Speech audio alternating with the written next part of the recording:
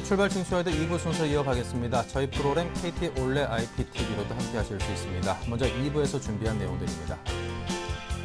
네, 김동섭의 마켓포인트, IM투자증권 김동섭 이사와 함께 글로벌 주요 이슈 분석과 필승 투자 전략 세우고요. 수급으로 보는 시장에서는 신한 PWM 압구정센터의 박재민 팀장과 함께합니다. 이슈 정복하기 신한금융투자 압구정잼의 최호선 과장과 함께 SK하이닉스의 차세대 반도체 개발 계획에 대한 자세한 내용을 알아보고요. 하루 앞으로 바짝 다가온 금통위에서 예상되는 기준금리 인하에 대비한 대응법을 짚습니다. 김재현의 키포인트에서는 김재현 차장과 함께 오전장 정리와 함께 효과적인 오장 전략을 세웁니다. 네, 먼저 이 시각 현재 시장 상황을 상세히 알아보겠습니다. 시황센터의 김혜영 캐스터 연결합니다. 네, 시황센터 김영입니다. 전일 코스피 지수는 보합을 등락하다 약보합으로 장을 마감했는데요.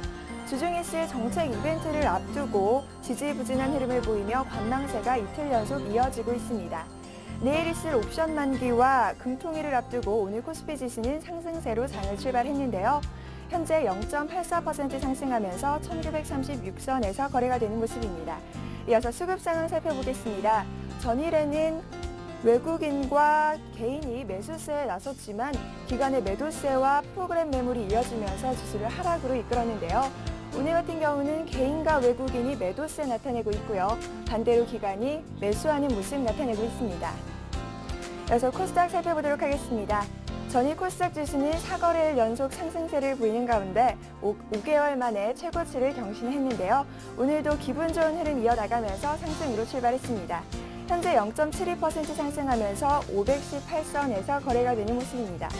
이어서 수급 상황 살펴보도록 하겠습니다.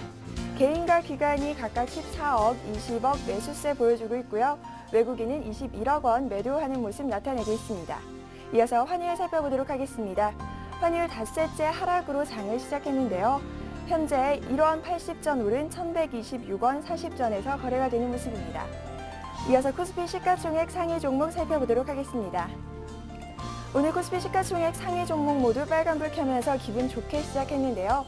대장주인 삼성전자는 0.88% 강보합세 보이면서 126만 원 돌파했습니다. 현대차도 0.43%, 포스코는 0.96% 강보합세 보여주고 있고요. 현대모비스도 1% 이상 상승한 모습 나타내고 있습니다. 다음 장 살펴보도록 하겠습니다. 다음 장도 모두 강세를 나타내고 있는데요. 현대중공업이 3.38% 상승하면서 24만 5천 원에 거래되는 모습입니다. 이어서 코스닥 시가총액 상위 종목 살펴보도록 하겠습니다. 대장주인 셀트리온 현재 0.34% 약보합세 나타내고 있는데요. 파라다이스는 전일 종가 기준으로 코스닥 시가총액 상위 종목 2위까지 껑충 뛰어 올랐습니다. 현재도 3.59% 상승하면서 17,300원에 거래되는 모습입니다. 다음 장 살펴보도록 하겠습니다. SM과 CJ ENM, SK브로드밴드 모두 강보합세 나타내주고 있고요. 젠백스는 0.46% 약보합세 보이면서 42,900원에 거래되는 모습입니다. 이어서 이 시각 특징 업종 및 테마 업종 살펴보도록 하겠습니다. 독일 헌법재판소의 위헌 결정 여부를 앞두고 경기 부양 기대감이 높아지면서 조선주들이 이틀 연속 강세를 보이고 있습니다. 현대중공업이 3.59% 상승세 나타내고 있고요. 삼성중공업도 1% 이상 상승하면서 38,300원에 거래되는 모습입니다. 현대미포조선도 눈에 띄는데요. 어제 이어서 오늘도 강세 나타내고 있습니다. 건설주가 기관의 매수세와 경기 부양책에 힘입어 상승 중입니다. 삼성물산이 1.51% 상승하면서 67,400원에 거래되고 있고요. 현대건설과 GS건설도 2% 이상 상승한 모습, 대림산업 3.12% 상승하면서 95,900원에 거래 중입니다. 여행주들이 장 초반 동반 상승세를 나타내고 있습니다. 현재 하나투어는 1.84% 상승하면서 55,300원에 거래가 되고 있는데요. 서울 인사동 비즈니스 호텔 개장으로 실적 개선에 대한 기대감이 모아지고 있습니다. 자유투어 역시 14.91% 상한가 나타내고 있습니다. 실권주 청약 성공에 힘입어 장 초반 가격 제한폭이 급등한 것으로 보입니다. 안철수 원장이 대선에 관련해서 입장을 표명하겠다고 밝히면서 테마주들이 급등하고 있습니다. 현재 안랩이 3.34% 급등한 모습 보여주고 있고요. 솔고바이오가 6%, 우송사료가 8% 상승한 모습입니다. 써니전자와 잘만테크도 모두 상승하는 모습 나타내고 있네요. 노사가 올해 인단협에 잠정했다는 소식에 기아차가 상승세를 이어가고 있습니다. 현재 기아차 1.10% 상승하면서 73,500원에 거래되는 모습입니다. KT가 이틀 연속 상승 곡선을 그리고 있습니다. 애플의 최신 스마트폰인 아이폰 5 공개가 임박한 가운데 이에 따른 수혜가 기대된다는 전망이 나오고 있는데요. 현재는 2.23% 상승하면서 36,700원에 거래되는 모습입니다.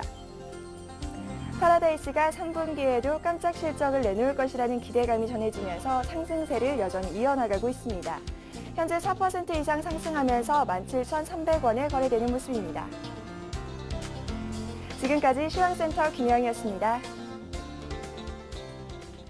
네, 계속해서 김동섭의 마켓 포인트 시간 이어가겠습니다. 김동섭 이사 만나봅니다. 안녕하십니까? 네, 안녕하십니까. 네, 무디스가 미국이 국내 총생산 대비 국가 부채 규모를 줄이지 못하면 국가 신용 등급을 내릴 수 있다, 이런 경고를 했습니다. 그 이유, 시장에 미칠 영향력은 어떤 것일까요? 작년에 아마 기억하시는지 모르겠는데요. 작년 8월에 미국이 급락을 해서 전 세계 시장 한번 출렁인 때가 있었습니다. 그때 그 무디스 말고 S&P에서 3대 신용평가가 있죠. 그때 그 재정 절벽에 대한 나왔고 감축에 대한 합의가 없으면 신용등급을 강등하겠다라는 얘기가 있었거든요. 근데 그때 S&P에서 트리플 A였는데 더블 A1으로 그때 내렸습니다. 그러면서 주가가 폭락을 했거든요. 근데 우리가 이제 신용평가 기관들의 모습을 보면 어느 한 기관이 신용등급을 매기면 다른 기관은 거의 따라갑니다. 그러니까 따라가기 때문에 사실 무디스가 이번 재정절벽에 대한 부분, 정부가 지출을 감소시키는 것에 대한 공화당과 민주당의 합의가 없으면 신용등급 강등한다 그래서 그것이 어저께 뉴스가 나왔고 그것이 시장에 반영이 전혀 되질 않았습니다. 왜냐하면 앞에서 말씀한 것처럼 한 번 다른 신용등급 회사에서 그 결정을 하면 시간을 두고 따라간다는 거죠. 그렇기 때문에 무디스의 신용등급의 강등은 결국 S&P에서 강등한 거를 따라가는 정도로 봐야지 이것이 신규로 주가를 폭락시키는 그런 결과를 가져오지 않을 것이다라는 생각을 해보셔야 될 것 같고요. 또 하나는 작년에 재정 그 합의를 못했을 때는 자동 실행 프로그램에 의해서 한 1년을 연기해줬습니다. 그러니까 그때는 그 공화당 의원이나 민주당 의원이나 사생결단으로 덤벼들지 않았거든요. 근데 지금은 얘기가 좀 다릅니다. 왜냐하면 이번에는 대선에도 진행이 되는 상황이기 때문에 공화당에서는 이거를 최대한 노려서 승기를 잡고자 하는 생각이 있어서 아마도 지금 시장에서 우리는 그 신용등 강등을 막을 수 없다라는 식으로 언급도 하고 이렇게 하지만 미국의 그 국민들의 공통점은 뭐냐면 자기의 국민 한 명을 위해서라도 예전에 과거 대통령이 북한에도 가는 나라입니다. 그러니까 결국 미국을 살리기 위해서라도 결국 합의는 볼 거다. 다만 시장에서 약간 흔들어주는 정도의 코멘트가 계속해서 진행될 수 있는 것은 우리가 생각을 해봐야 된다라고 보시면 될 것 같고요. 무디스의 신용등 강등은 S&P를 따라간 그 키높이라고 보시는 게 맞다.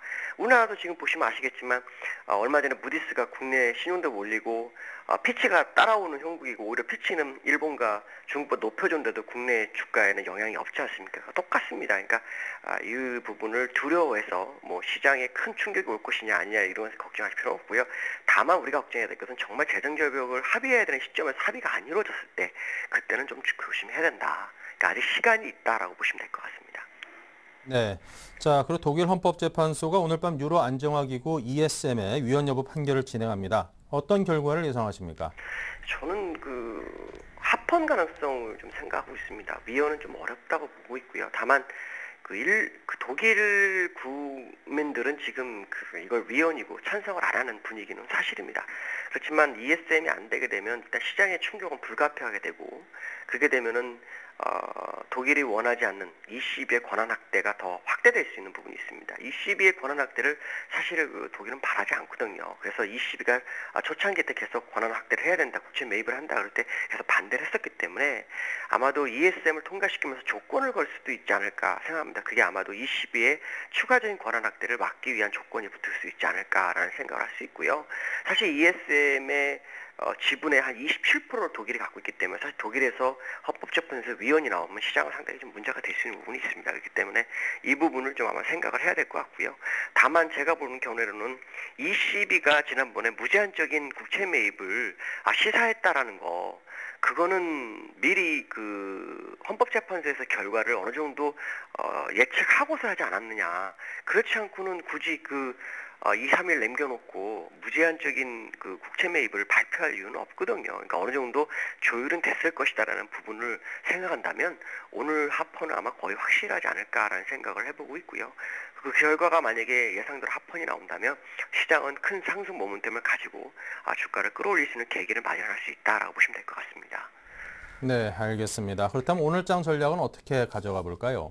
오늘은 엄청나게 상승을 할 수도 있다는 생각을 합니다. 네. 왜 그러냐면 어저께 외국인들이 선물 매도를 했거든요. 요 근래 주가가 못 올라간 계기는 선물 매도 때문에 못 올라갔거든요. 근데 어저께 보면 미결이 요번에 쿼드로그 때 미결을 줄이거나 롤오버를 하거나 해야 되는데 어떻게 미결이 21,700개가 줄었습니다.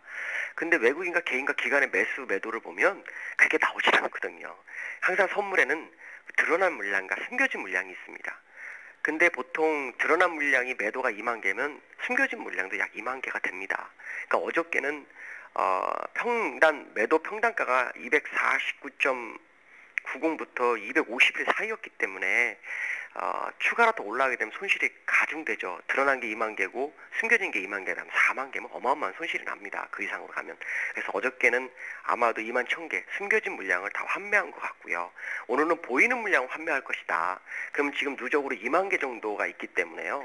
지금 2,682개 겨우 했습니다. 그러면 오늘 최소 13,000개 정도는 할 거다라고 본다면 지금 주가 3.2포인트, 그러니까 지수로 1.2%죠. 이거는 올라간 것도 아니다라고 보시면 될 것 같습니다. 네, 알겠습니다. IM투자증권 압구정금융센터의 김동섭 이사의 투자 전략에 대한 조언까지 들어봤습니다. 감사합니다. 네, 감사합니다. 네, 계속해서 신한금융투자 PWM 압구정센터의 박재민 PB팀장입니다. 안녕하세요. 네, 안녕하세요. 네, 양시장의 흐름과 주체별 수급 상황 정리해 주십시오. 네, 오늘 코스피 20포인트 지금 상승을 했습니다. 1940선도 회복을 했고요. 코스닥 시장도 상대적으로 좀 강한 모습입니다. 3.72포인트 상승하면서 518선, 520선을 앞두고 있습니다. 일단 오늘 시장은 사실 기간의 적극적인 매수랑 프로그램 매수세, 결국 프로그램 매수세가 시장을 끌어올리고 있다고 보시면 되겠습니다. 만기를 하루 앞두고서 베이시스가 상당히 계속 호전이 되면서 프로그램 매수세가 또 들어온다는 게 상당히 이례적인 일이라고 일단 말씀을 드리고 싶습니다. 어저께 그저께 양일간 외국인이 선물 시장에서 12월물로 노루버를 많이 작업을 진행을 했고요. 오늘은 사실 신규 매수, 결국엔 좀 단기성으로 일단 들어오는 물량이 있는데 그것을 조절해서 베이시스를 이용해서 국가 차익 물량이 국가에서 매수가 들어오는 걸로 이용해서 계속 옵션이나 선물 시장에서 전략적으로 짜면서 먹고 있는 것 같습니다. 개인은 1,100억 정도 시장에서 팔고 있고요. 외국인은 현물 시장에서는 350억 던지고 있습니다. 현물 시장을 던지는 이유는 결국엔 선물 쪽에서 많이 쿼드러플 위칭데이 내일 전략적으로 접근하기 위해서 현물 쪽을 조금 차익 실현을 하는 게 아닌가 해석이 되고 있고요.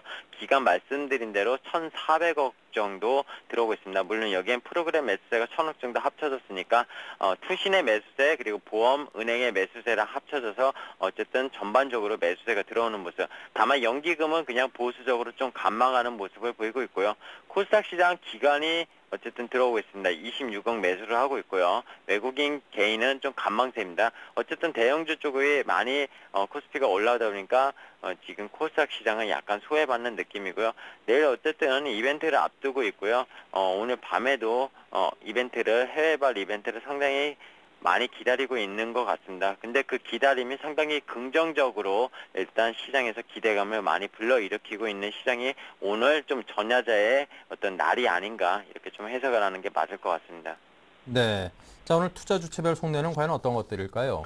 네, 외국인은 만기 하루 전이다. 제대로 먹어본다고 말했다. 이렇게 말씀을 드리는데 일단 기본적으로 옵션이 시장에서 양매도를 오늘도 좀 많이 치고 있고요. 선물 쪽에 대한 대응, 사실 뭐 외국인은 선물 매도를 쳐놔서 올려야 될 수밖에 없다 이런 말도 있지만 아까 말씀드린 대로 12월물로 노루버를 많이 시켰기 때문에 뭐 그다지 외국인은 사실 뭐 손실이 지수가 올라간다고 해서 손실이 난다 이렇게 생각하실 필요는 없을 것 같습니다. 선물 시장이라는 건 항상 노루버라는 그런 개념이 있기 때문에 외국인은 그쪽에서 손해보는 경우는 거의 없습니다. 다만 오늘 9월물 12월물 스프레드가 좀 약세를 보이고 있다는 점, 이게 내일 프로그램 청산 물량이 나올지 안 나올지 솔직히 가늠할 수 있는 지표인데, 만약에 내일도 좀 더 하락을 한다면 조금 아무래도 프로그램 물량에 대해서 주의를 내려야 되겠지만, 지금 1.6 정도, 최근에 1.545까지 이렇게 내려갔다가 올라온 거 봐서는 좀 노르버 시키면서 어쨌든 프로그램 청산도 안 하지 않을까 이렇게 생각을 합니다. 개인 같은 경우에는 지금 이제 QE3가 뭐 확정적일까 이렇게 뭐 후 대응할래 사실 이렇게 생각을 할 것 같습니다. 기본적으로 좋게 나오더라도 현물에 일단 팔고 보자. 그리고 옵션 시장에서 내일 당분간 단기적으로 많이 올랐기 때문에 뭐 뭐라고 해야 되지? 투기성에 좀 베팅하는 것 같습니다. 오늘도 풋옵션을 상당히 많이 베팅을 하고 있는데요. 조금 약간 우려스러운 면이 사실 있습니다. 기간은 지금 주식 투자 어려운 시기다. 참 어렵다. 이렇게 생각을 하면서도 어쨌든 프로그램 매수세, 매도세는 기간도 어쨌든 기계적으로 사고 팔고 하는 거기 때문에 뭐 대응하기보다는 어쨌든 기계에 좀 맡기는 모습. 자기네들 시장은 참 대응이 힘들기 때문에 적극적으로 어떻게 매도는 사실상 별로 안 하고 있는 모습이고요. 어쨌든 정책적 이슈로 모두 보고 기간도 대응하겠다 이렇게 좀 판단을 하고 있는 것 같습니다. 네. 자, 오늘장 개인들이 취해 볼 만한 투자 전략은 어떤 것일지요? 네, 뭐 사실 어제랑 뭐 별다른 투자 전략이 달라지지 않았습니다. 이번 주 월화수 계속 제가 수요일 전까지는 비슷할 거라고 말씀드렸고요. 오늘 좀 상승이 앞서서 좀 나오는 모습이 있습니다. 사실 프로그램 빠르긴 한데 주요 이벤트 앞두고 계속 관망세는 있는 분위기는 분명히 맞고요. 하루를 참는다고 달라지지는 않습니다. 일단 쉬는 게 사실 정답이라고 보고 있고요. 오늘 이렇게 상승하기 때문에 분명히 미국에서 QE3가 나오고 독일 헌법재판소에서 ESM에 대해서 합헌을 내리면서 결국엔 드라기가 ECB 정책을 보조할 것이다. 이렇게 기대 가지시면 당연히 매수가 맞습니다. 근데 항상 논외로 생각하는 것도 있어야 된다고 말씀을 드렸고요. 미국발 QE3를 만약에 안 쓰게 되면은 상황이 좀 달라질 수가 있습니다. 독일 헌법재판소가 호재가 될 망정 결국에 미국발 QE3가 없으면 그 기대감으로 결국은 최근에 금값이나 금값이 오르고 또 유가가 오르고 원자재 가격이 오르고 최근에 국내 시장에서도 보시면 풍산이나 서원, 고려아연 이런 원자재 관련주들이 계속 급등한 이유는 미국발 QE3를 기대하고 올랐습니다. 오늘 고려아연이 약간 좀 꺾이고 있는데 혼자서 0.8% 정도 좀 경계감이라기보단 차익 실현물이겠죠. 근데 미국에서 QE3를 쓴다 안 쓴다 그거를 함부로 예측할 수는 없습니다. 뭐 당연히 쓸 거라고 지금 시장에서 컨센서스가 잡혔습니다. 지금. 그리고 무디스가 미국의 신용등급 하향 조정한다고 밤사이 소식이 나왔죠. 그 얘기는 뭐냐면요. 사실 지금 미국의 그런 어떤 버냉키의 QE3를 압박하는 그런 카드입니다. 기본적으로. 그렇기 때문에 더 기대감이 많이 생기고 있는 시장은 분명합니다. 근데 좀 생각을 해보면은 QE3를 지금 쓴다면은 만약에 화폐 가치가 달러가 상당히 좀 더 위축이 될 거고요. 나머지 다른 이제 호주 달러나 그리고 유로 이런 게 상당히 올라갈 수가 있는 여지가 되겠죠. 근데 미국이 그런 식으로 인플레까지 조정하면서 무슨 대규모의 통화 정책을 쓴다거나 그렇게 생각은 사실 들지 않습니다. 자산 매입도 사실 쉽지만은 않은 상황이고 얼마 전에 말씀드렸지만 부동산 경기가 미국이 회복 조짐이 계속 나오고 있기 때문에 그런 단순 기대감을 갖고 미리 선대응하는 게 결국에는 옳지 않다. 저는 이렇게 생각합니다. 기본적으로. 만약에 오늘 밤에 독일 합헌 결정 나오고 미국 양일간 진행하는데요. 거의 QE3 기대감이 정말 현실화 돼서 내일 급등을 한다고 하더라도 저는 솔직히 안 먹고 만다. 이렇게 좀 얘기를 솔직하게 드리겠습니다. 안 먹고 말고요. 그리고 만약에 그게 나오면은 어느 정도 시장의 기대감이 이미 많이 반영이 됐기 때문에 다시 분명히 차익 실현물 나올 때 분명히 기회는 옵니다. 그렇기 때문에 정책 이슈라는 건 항상 A라는 게 있고 B라는 두 가지 방법이 있습니다. 지금 최근의 경우에는. 근데 두 가지를 생각한다면 매수를 안 하는 게 맞다. 뭐 똑같은 말을 계속 말씀을 드리는데 결국에는 보고 판단하자. 오늘의 전략이고요. 오늘은 사실 지수가 20포인트는 상승을 했고요.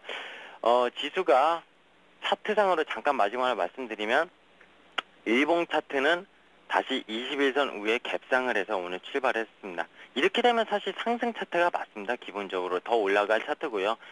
근데 주봉 차트 역시 120주 이평선 치고 올라왔고요.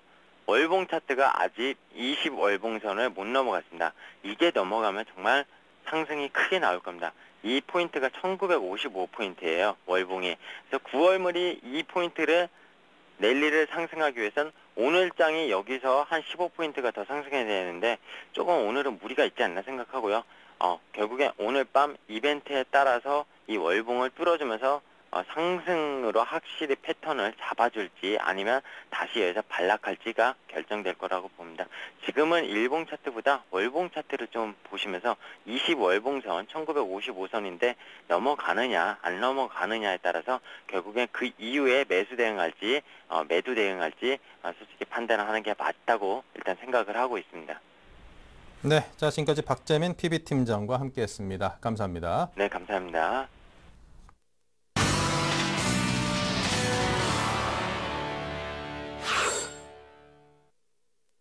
네, 화상 연결 중에 약간의 에러가 있었습니다. 사과 말씀드리고요. 자, 5인의 전문가에게 들어보는 오늘장 투자 포인트, 전문가들의 12자 투자 전략 보겠습니다.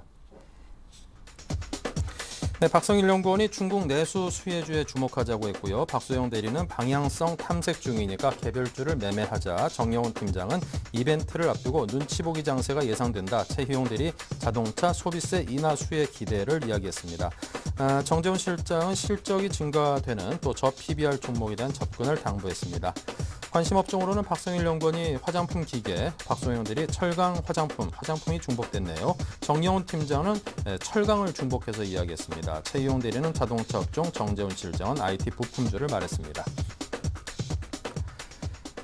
네, 오늘은 IM투자증권 여의도 본사 영업부의 정영훈 팀장을 연결합니다. 안녕하십니까? 네, 안녕하세요. 네, 현재 시황부터 볼까요? 네, 우선 지금 현재 국내 시장은 지금 1% 이상 코스피지수가 지금 상승하고 있는 상황인데요. 역시 지금 시장에서 알다시피 지금 FOMC에 대한 좀 기대감이 역시 시장에는 좀 긍정적으로 작용하고 있는 것으로 좀 보여주고 있습니다.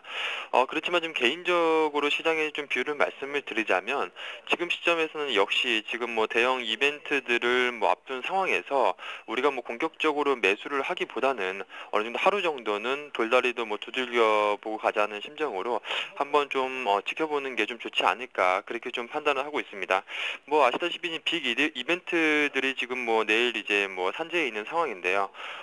그 미국에서는 오늘이죠. 오늘 저녁에 이제 애플의 아이폰 5가 이제 공개될 것으로 좀 예정이 되어 있고 지금 FOMC도 지금 예정이 되어 있는 상황이고 이 FOMC에서 과연 이 3차 양적 완화에 대한 지금 구체적인 이제 전망이 나올 것으로 그렇게 좀 판단을 하고 있습니다. 이 부분에 역시 우리가 가장 이제 초점을 맞춰야 되지 않을까 그렇게 좀 판단을 하고 있는데요. 어느 정도 시장에서는 지금 FOMC에서 그 3차 양적 완화에 대한 지금 긍정적인 좀 분위기가 좀 이뤄지고 있는 상황인데 그렇지만 어느 정도 당분간은 이게 확인될 때까지는 좀 보수적 시각을 좀 유지해야 되지 않나 그렇게 좀 판단을 하고 있습니다.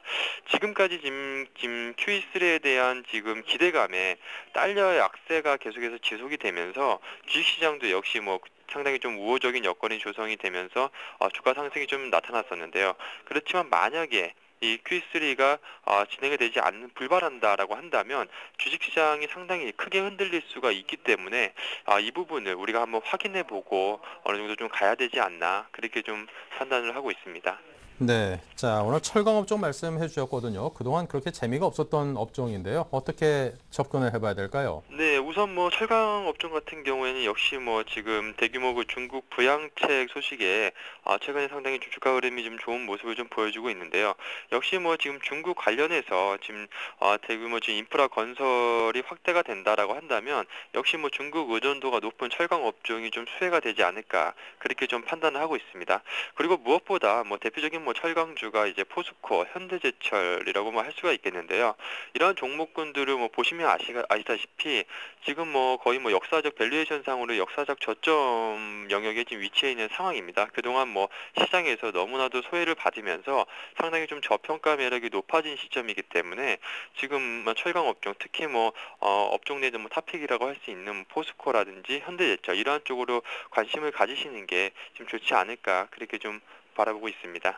네, 알겠습니다. 오늘장 관심 종목은 어디입니까? 네, 금일 같은 경우에 제가 NHN을 좀 말씀을 좀 드리도록 하겠는데요. 뭐 NHN 같은 경우에 금일 같은 경우 뭐 좀 좋은 흐름 한 2% 가까이 좀 주가 상승하면서 좋은 흐름 보여주고 있는데 지금 역시 뭐 지금 현재 시장에서 역시 경기 민감주들 건설이라든가 철강, 기계 이러한 종목군들로 좀 매기가 좀 몰리고 있는 상황인데 우리가 지금 시점에서는 오히려 역발상적으로 지금 NHN 같은 종목도 한번 담아두는 포트폴리오에 담아주자라는 차원에서 한번 좀 추천을 드리도록 하겠습니다. 뭐 NHN 같은 경우에 역시 뭐 좀 최근에 지금 모바일 메신저인 그 라인에 대한 부분이 좀 부각이 되면서 주가도 역시 좀 긍정적인 흐름을 좀 보여주고 있는 상황인데요. 지금 그 전 세계적으로 지금 모바일 메신저 라인이 지금 유통이 되면서 5,700만 다운로드를 지금 넘어선 상황에서 지금 일본에서도 어느 정도 이 라인이 좀 성공을 했습니다. 일본 공략이 어느 정도 성공을 한 이후에 지금 국내 시장에서도 어느 정도 이제 계속해서 좀 이제 공략을 할 것으로 좀 예상이 되고 있는데요. 향후에 이 NHN의 강력한 좀 성장 엔진이 좀 될 것으로 좀 그렇게 좀 기대를 하고 있습니다. 그리고 지금 이 라인 가입자들을 기반으로 해서 뭐 향후에 뭐 서비스 모델과 수익 모델을 추가를 한다면 외형 성장도 상당히 좀 기대가 되고 있기 때문에 지금 시점에서 주가 역시도 한 단계 좀 레벨업 될 수 있는 지금 이제 분기점이 아닌가 그렇게 좀 보고 있습니다. 그리고 무엇보다 마지막으로 지금 모바일 시장이 계속해서 확대가 되면서 이 모바일 시장이 확대가 됨에 따라 최대 수혜주는 바로 좀 NHN이 될 것으로 좀 그렇게 예상을 하고 있기 때문에 지금 시점에서는 NHN 같은 경우에 하반기 실적 모멘텀까지 뭐 우리가 염두에 둔다라고 한다면 포트폴리오에 어느 정도 좀 비중을 담아두시는 게 좋지 않을까 그렇게 좀 판단을 하고 있습니다. 네, NHN 가격을 얼마 정도 잡아볼까요? 네, 우선 뭐 가격 지금 27만 원 정도에 지금 거래되고 있는 상황인데요. 지금 한 26만 5천 원에서 한 27만 원 사이 가격대에서는 충분히 좀 매수 가능한 영역이다라고 좀 말씀을 드리도록 하겠습니다. 그리고 목표가로는 지금 한 30만 원 정도까지는 주가가 지난번 고점이 28만 5천 원이었는데요. 이번에는 한 30만 원 선까지는 좀 도달할 수 있지 않을까 그렇게 좀 개인적으로도 보고 있습니다. 역시 뭐 증권사 평균 목표 주가도 30만 원대를 넘어서고 있는 상황이기 때문에 한 30만 원대까지는 우리가 바라보고 좀 봐도 되지 않을까 그렇게 좀 보고 있고요. 그리고 마지막으로 끝으로 손절가로는 역시 뭐 최근에 그 저점 부근이라고 할 수 있는 한 25만 원대 역시 기술적으로 일봉상 한 121선이 위치해 있는 부분인데요. 바로 이 25만 원 선이 무너지지 않는 선에서 홀딩 하신다면 분명히 좀 좋은 수익을 거둬갈 수 있는 종목이 아닌가 그렇게 좀 말씀을 드리도록 하겠습니다. 네, 자 지금까지 정영훈 팀장과 함께했습니다. 감사합니다. 네, 감사합니다. 네, 자 계속해서 이슈 정복하기 박미라 아나운서입니다. 안녕하세요. 이슈 정복하기 박미라입니다. 오늘 살펴봐야 할 주요 이슈들 함께 정리해 보겠습니다. SK 하이닉스가 PC램 등 차세대 메모리 반도체를 2014년 선보일 예정입니다. 투자자 입장에서 새로운 기술 혁신이 어떤 변화를 가져올지 점검해 봅니다. 연말 배당 시즌을 앞두고 우선주들이 다시 주목받고 있습니다. 최근 중소형주가 강세인 것도 우선주 투자에 긍정적이라는 분석인데요. 관련 투자 전략 살펴보겠습니다. 20개 국내 금융투자기관 가운데 17곳이 오는 9월 금통위에서 기준금리를 연 3%에서 2.75%로 0.25%포인트 인하할 것으로 내다봤습니다. 금통위의 금리 인하 여부에 대한 의견 들어보겠습니다. 이슈 정복하기 오늘 순서는 신한금융투자 최우선 과장과 함께하겠습니다. 안녕하세요. 네, 안녕하세요. 네, SK 하이닉스가 차세대 반도체를 2년 뒤 새롭게 선보일 거라고 하죠. 기존의 메모리 반도체와 어떤 차별점이 있는지 분석해 주시고 반도체 업황에 대한 전망도 들려주시죠. 예, 그 차세대 반도체는 D램과 낸드 플래시로 대표되는 메모리를 저전력 고용량 사양으로 업그레이드한 메모리 반도체입니다. 그러니까 투자자 입장에서 보게 되면 반도체 산업 전망을 기술 혁신이 새로운 시장을 가져올 것인지에 대해서 주목을 해야 되는데요. 구체적으로 좀 말씀을 드리면 일단 SK 하이닉스가 개발 중인 차세대 반도체는 세 가지가 있습니다. STT-MRAM이라고 D램과 비슷한 성격을 갖고 있고요. 비휘발성 초고속 저전력 소모를 갖고 있는데 2011년 7월 도시바 합작해 설립해서 STT-M을 공동 개발하고 있습니다. 그 다음이 PC램이 있고요. D램과 낸드의 이제 중간 성격이고 비휘발성이고 낸드 플래시보다 좀 빠르고요. 2012년 6월 IBM과 PC램 상용화를 위한 공동 개발 좀 착수를 했습니다. 세 번째는 RE램인데 낸드와 비슷한 특성이 있고 비휘발성이고 대용량의 저전력입니다. 2010년 10월 HP와 RE램 상용화를 위한 상용 협력을 계약을 했는데 이 세 가지 램이 이제 2002년 안에 이제 좀 나올 가능성이 높고요. 그래서 이 관련해서도 SK 하이닉스 입장에서는 지금 본격적으로 좀 박차를 가하고 있다 이렇게 보시면 될 것 같습니다. 반도체 업체들은 이제 매년 30% 이상의 D램 가격 하락을 미세 공정을 통한 원가 절감으로 이제 극복하는 데 했는데요. 30나노급에서는 별 무리 없이 진행했던 미세 공정이 20나노급으로 진입되면서 이제 수율 확보라는 문제점이 노출이 됐습니다. 그러니까 미세화에 따른 이제 기술 난도가 높아지면서 수율 문제에 직면하게 된 것인데요. 또한 20나노급에 이제 진입하면서 공정 과정에서 발생하는 허용 오차도 이제 거의 없어졌습니다. 그러니까 오차 제로에 도전하는 게 돼야 되는데 문제는 이 미세화 공정에 따른 비용도 만만치가 않아서 이 같은 방법으로 진행하기 더 좀 쉽지 않다 이렇게 보시면 될 것 같고요. 이 같은 문제를 해결하기 위해서 차세대 반도체를 개발하고 있고 이와 관련해서도 지금 진행되고 있다 이렇게 보시면 될 것 같습니다. 그래서 이처럼 이제 그 낸드 플래시 같은 경우에 이제 새로 개발되는 그 반도체 같은 경우에는 저항 소자를 활용하면 기존 메모리가 해결하기 어려웠던 10나노 이하 공정 개발이 가능하는데 이 관련돼서 앞서 말씀드린 세 가지 램이 그런 기능을 가지고 있다 이렇게 보시면 될 것 같습니다. 그래서 SK 하이닉스 쪽에 이제 얘기를 보면 메모리 반도체를 저전력 고효용으로 업그레이드한 차세대 반도체가 떠오르고 있고 향후 2, 3년 후에는 일부 차세대 반도체가 상용화될 것이다 이렇게 전망하고 있습니다. 그래서 일반 투자자 입장에서 보게 되면 반도체 업종에서도 기술 혁신이 구체적으로 이제 산업 업황을 뒤바뀌는 경우가 있는데 이 신제품 이 세 가지 중 어떤 제품이 그런 효과를 갖고 있는지 주목해야 할 하고 투자에 주의하시는 게 좋을 것 같습니다. 네, 연말 배당 시즌을 앞두고 우선주가 다시 주목받고 있습니다. 여러 가지 이유들이 있을 텐데요. 하나씩 정리해 주시고 우선주 투자 전략까지 살펴보겠습니다. 네, 우선주는 일단 거래량이 적다는 점에서 보통 때는 거래가 잘 안 되고 할인이 되지만 연말 배당 시즌 앞두고 좀 관심이 높아진대요. 올해도 역시 일단 주가를 좀 보게 되면 아모네 G 우선주 같은 경우에 이제 10일 기준에서 전날엔 2.56% 오른 12만 원의 거래를 마쳤는데 아모네 G우 이제 주가는 한 달 전만 해도 7만 원대 초반에 머물렀다가 22일 날 그러니까 지난달 22일 날 2배 가까운 13만 9천 원까지 급등하기로 했습니다. 그리고 한국금융지주 우선주도 지난 8월부터 최근까지 13% 가까이 올랐고요. SK이노베이션 우선주도 같은 기간 6% 상승률을 보였습니다. 우선주 투자 매력으로 꼽는 것 가운데 하나가 배당인데요. 이를 감안해서 이제 2008년 금융위기 때를 제외하고는 7월에서 8월 배당 시즌이 도래했을 때 우선주 주가 상승률이 보통주 보다도 높은 것으로 좀 나타났습니다. 지난해 배당 수익률을 보게 되면 한국금융지주 보통주는 1.84%인데 반해서 우선주 6.86% 집계가 됐고요. SK이노베이션도 보통주 배당률이 1.65%인 반면에 우선주 6%로 격차가 컸습니다. 여기에 이제 최근 중소형주 강세가 이제 이 증시 상황에 반영이 돼서 우선주 투자에도 긍정적으로 좀 보이고 있는데요. 중소형주 강세도 위험자산 선호 현상 좀 볼 수가 있는데 이러한 관심 우선주 강세를 동반한 가능성이 높다 이렇게 같이 연동해서 보시면 될 것 같고요. 또한 이제 시장이 조정 양상을 보일 때 보통주와 우선주 간 괴리율이 이제 줄어드는 경향이 있는데 금주에 있을 이제 금융통화위원회 금리 관련된 결정을 포함해서 하반기에 한 번 정도 금리 인하를 예측하는 의견이 좀 많이 있는데 관련해서 이제 배당을 많이 하는 종목과 우선주에 관심을 가져야 할 것으로 보입니다.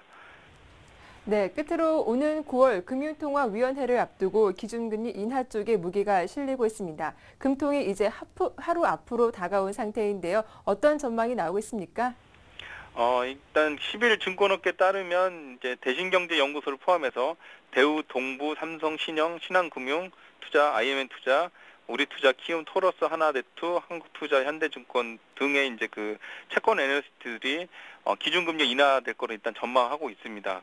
이 중에 이제 한국투자증권 관련해서는 펀더멘털 관점에서는 유의미한 폭이 추가 금리 인하는 불가피하다 이렇게 보고 있고요. 하나대투에서도 이제 국내 경기는 부진하고 물가가 지금이 저점인 것으로 전망돼서 선제적인 금리 인하가 필요하다 이렇게 진단하고 있습니다. KTB 투자증권 관련해서도 단기적 수요 중심 대응 못지않게 중장기적 대응책의 필요성 또한 비중 있게 다뤄져야 된다. 그래서 기존 금리 인하 전제 조건이 물가 흐름이 불안한 조짐을 보이고 있는 것을 봤을 때 금리 인하로 쏠린 기대감은 경계할 필요성이 있다. 이러면서 이제 하락 가능성도 있지만 경계감도 가져야 된다고 이렇게 언급을 하고 있습니다. 전체적으로 좀 보고 말씀드리면 현재 지금 국내 상황이 가계부채가 심각한 수준에 좀 이르고 있다는 그 정부의 인식이 금리 인하를 좀 서두를 것이라는 예측을 낳고 있고요.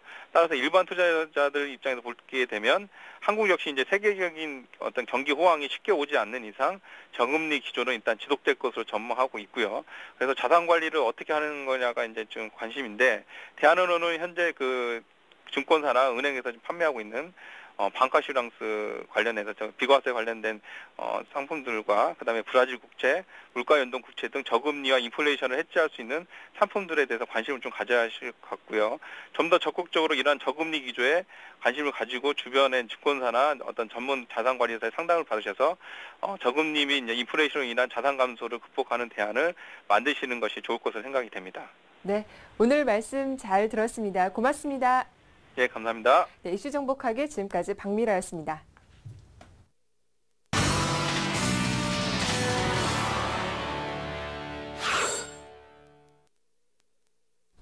네, 리딩투자증권의 우성재 팀장을 연결해서 중국 쪽 소식 물어보겠습니다. 안녕하십니까? 예, 안녕하세요. 네, 말씀 주십시오.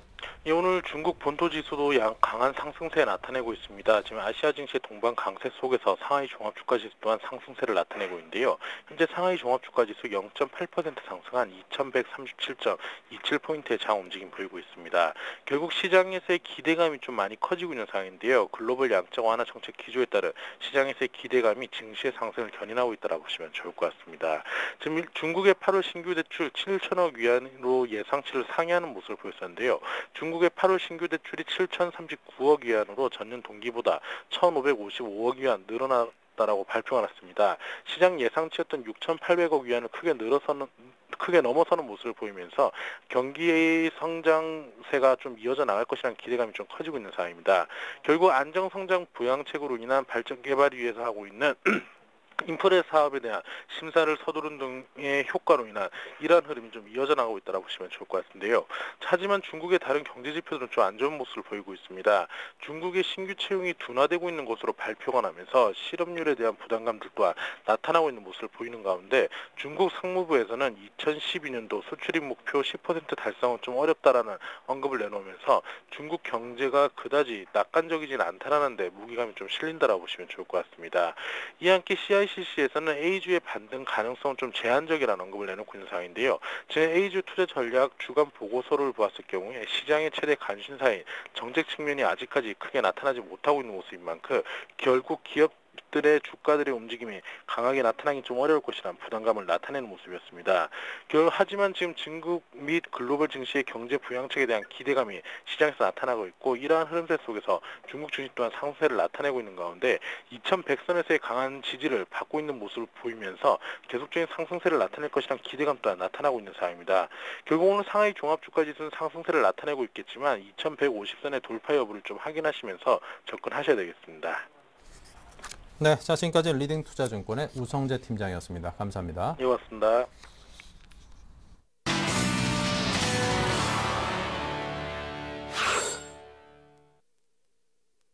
네, 계속해서 김재현의 키포인트를 이어가겠습니다. KB투자증권 김재현 차장입니다. 안녕하세요. 예, 안녕하십니까. 네, 먼저 오늘 장 흐름이 어떤지 한마디로 표현해 주시겠습니까? 예, 기대감 충만이란 단어를 좀 말씀드리고 싶습니다. 이 며칠간 다포 상태를 보이던 주가는 오늘 간만에 상승을 보이고 있습니다. 아마도 이번 주 남은 이벤트들에 대한 긍정적인 결과를 예측하기 때문이겠죠. 아마도 ESN 합헌 결정은 긍정적인 결과가 예상됩니다. 하지만 아직까지 옵션 만기와 FOMC는 의견이 좀 엇갈리고 있습니다.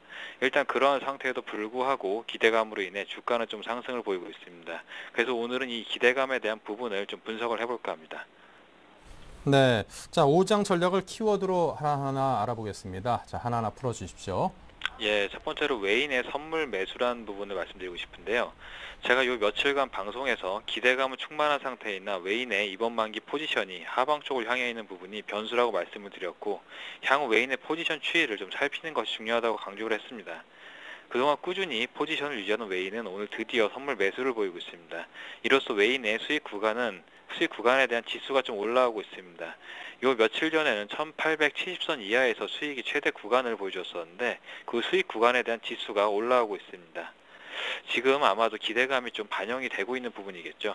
또한 현물의 매도에서는 기대감으로 장은 좀 위쪽으로 올리지만서도 이번 장이 올라오는 부분에서 소폭의 매도로 현금화하는 모습을 보여주고 있습니다. 여기서 우리는 좀 외인의 생각을 읽을 수가 있는데요. 지수는 예상보다 좀 높게 보지만 하지만 분명히 하방에 대한 부분은 대비를 한다는 것이죠. 하방에 대한 부분으로 요 며칠 전까지는 수익을 보려 했다면은 지금 같은 경우는 하방에 대한 리스크를 피하려는 의도로 느껴집니다. 며칠 전보다는 확실히 좀 장을 우호적으로 보고 있습니다. 우리도 오늘 적절한 좀 현금 비중을 외인과 맞춰가지고 일정 부분 좀 현금 비중을 맞추면서 좀 갈 수 있는 부분이 아니라면 올라왔을 때 좀 치면서 현금 비중을 맞춰주는 전략이 좀 유효하겠습니다. 두 번째로 이제 조선주의 상승을 말씀드리고 싶습니다. 지난주 금요일 조선주의 상승이 좀 돋보였습니다. 그래서 오늘 같은 경우에도 조선주의 상승이 두 번째로 이제 있습니다. 역시나 오늘 저녁에 대한 회의에 대한 기대감 때문이겠죠. 사실 유럽 쪽에 돈이 풀리는 부분은 조선주의 실제적인 실적과 연결이 될 것이라는 것은 약간 좀 무리가 있을 수도 있습니다. 하지만 선박 펀드에 돈이 들어올 수 있다는 부분이 무척이나 긍정적으로 보일 수 있는 뉴스입니다. 일단 기대감만으로 단기 반등이 가능한 구간이고요. 조선주의 상승에서 다시금 경기 민감주에 대한 훈풍이 예상이 되고 있습니다. 역시나 반등의 키포인트가 낙폭 과대인 만큼 현대미포조선이 가장 움직임이 좋고요. 업종 대표주인 현대중공업의 상승도 눈에 띄는 부분입니다. 세 번째로 대형주 다시 기대감을 받고 있다, 이렇게 키워드를 정해봤습니다. 그동안 상대적으로 대형주들에 대한 매수가 코스닥에 비해서는 소외되었던 것이 사실입니다. 하지만 굵직한 이벤트들이 이번 주에 다 몰려 있습니다. 그렇기 때문에 대형주에 다시금 매수가 들어오고 있는데요. 매수 포인트는 경기 민감주와 낙폭 과대주입니다. 이번 주 중에 모든 이벤트가 좀 마무리되기 때문에 다음 주부터는 지수의 방향성이 나올 수 있습니다. 불안한 요소가 남아있긴 하지만 일단 현재 장의 흐름에 맞춰가지고 대형주의 편입을 좀 고려해 보시고요. 다만 앞서도 말씀드린 바와 같이 현금 비중 조절로 시장과 가격이 비슷한 수준으로 맞춰간다는 느낌으로 매매를 하신다면은 지금 입장에선 가장 베스트 그 케이스겠습니다. 네. 자, 그렇다면 요즘에 좀 관심 가는 또 테마주가 있다면 정치 테마주가 단연 첫 선에 꼽히지 않을까 싶습니다. 정치 테마주에 관해서도 좀 풀어주시겠습니까? 예, 일단 정책 테마주 다들 아시겠지만 사실 그 관련 주들하고 정책하고 그 크다란 연관이 없는 경우가 많이 있습니다. 물론 정책에 관련돼 가지고 보령 메디앙스나 아가방 같은 경우는 정책 관련주로 편입되는 경우도 있긴 하지만 그거보단 단순하게 이제 그 대선 주자들의 인맥에 관련된 부분 때문에 많이들 올라온 부분이 있습니다. 늘상 말씀드리지만 그런 부분 같은 경우에는 실제로 어디까지 더 간다, 어디까지가 저점이다 이렇게 말씀드릴 수가 없습니다. 순전히 이제 그 사고 파는 세력에 의해서 주가가 결정되는 부분이기 때문에 늘상 간다고 하지만서도 그건 순전히 그 운에 의한 부분이겠고요. 그런 부분으로 가지고 투자를 하기에는 너무 위험해 보이고 실적에 나올 수 있는 주식들이 많이 있기 때문에 좀 더 우량한 종목들에 집중을 하시는 편이 훨씬 수익률 관리에 좋아 보이겠습니다. 네, 알겠습니다. 자, 그렇다면 오늘장, 오후장 관심 종목은 어떤 것일까요? 예, 최근에 좀 상승을 보이고 있는 파라다이스 준비했습니다. 네, 자, 파라다이스 들어보겠습니다. 어떤 내용일까요? 일단 파라다이스 하면은 실적을 최우선으로 쓸 수가 있습니다. 2분기 매출액과 조정 영업이익을 보게 되면요. 전년 대비 각각 28.2%와 143.2% 증가한 1,031원과 259억 원을 기록했습니다. 파라다이스 같은 경우에는 중국인 VIP 월평균 고객 수가 전년 대비 36% 증가했고요. 이에 따라서 월 드로백도 증가를 하고 있습니다. 또 마카오와 유사한 영업지역인 정켓 매출도 57% 정도 증가를 했습니다. 또 8월 1일부터 중국인 비자 완화로 중장기 매스 시장 확대로 카지노 업종에는 굉장히 좀 긍정적이라 판단이 됩니다. 지금 2분기 제가 실적이 굉장히 좋다고 말씀을 드렸는데요. 3분기 같은 경우에는 2분기 대비 한 20% 이상의 실적 호조를 예상합니다. 그렇기 때문에 사상 최대 실적은 지속적으로 이루어질 예정이고요. 그에 대한 또 기대감으로 현재 굉장히 좀 기관의 매수가 급하게 쏠리고 있는 종목 중에 한 개입니다. 최근에 좀 이제 낙폭이 좀 올라온 폭이 굉장히 좀 부담스럽긴 하지만 현재 입장에서 3분기 기대감으로 나올 수 있는 종목들이 많지 않기 때문에 역시나 제가 지난번에 추천드렸던 호텔신라와 마찬가지로 3분기까지는 지속적으로 들고 가셔도 되는 종목으로 보여집니다. 네, 자 그렇다면 파라다이스 구체적인 투자 전략 가격을 중심으로 말씀해 주시겠습니까? 예, 그 매수가 같은 경우에는 현재 가격대에서 좀 매수를 하셔도 좋아 보이겠고요. 목표가와 손절가 같은 경우에는 현 주가 수준으로 목표가 같은 경우는 한 20% 정도 상향해서 보시면 되겠고요. 손절가는 한 짧게 잡아가지고 8% 정도 수준으로 보시면은 무리가 없을 것으로 보여집니다. 네, 자 지금 차트를 보니까 어제 말씀하신 CNS 자산관리와 차트 형태가 좀 비슷하다 싶은 생각이 드는데요. 어제 말씀하신 CNS 자산관리 오늘도 상승하고 있거든요. 어떤 맞습니다. 대응법이 좋겠습니까? CS 자산관리 같은 경우에는 제가 말씀드린 바와 같이 그 실적은 굉장히 장기적으로 안정적이고요. 그다음에 그 고배당 매력이 굉장히 좀 돋보이는 주식입니다. 근데 제가 계속 가져오는 종목들이 다른 기대감보다는 실적 기대감이 있는 종목들을 가져오고 있습니다. 이유를 들자면은 3분기에 실적에 나올 수 있는 주식들의 수가 그렇게 많지 않습니다. 그렇기 때문에 실적에 나온 종목의 매수가 좀 더 공격적으로 쏠릴 수 있다는 부분이겠죠. 일단 단기 목표가를 제가 어저께 드렸는데요. 그 부분 같은 경우 어디까지나 단기적인 시세이고 실제적으로 말씀드리자면 좀 장기적으로 해서 배당에 대한 기대감이 확실하게 나오기 전까지는 좀 매수를 지속적으로 하셔도 좋은 종목으로 보여집니다. 네, 알겠습니다. 자, 어제 말씀하신 CNS 자산관리에 대한 말씀까지 들어봤습니다. 지금까지 KB투자증권의 김재현 차장이었습니다. 감사합니다. 감사합니다.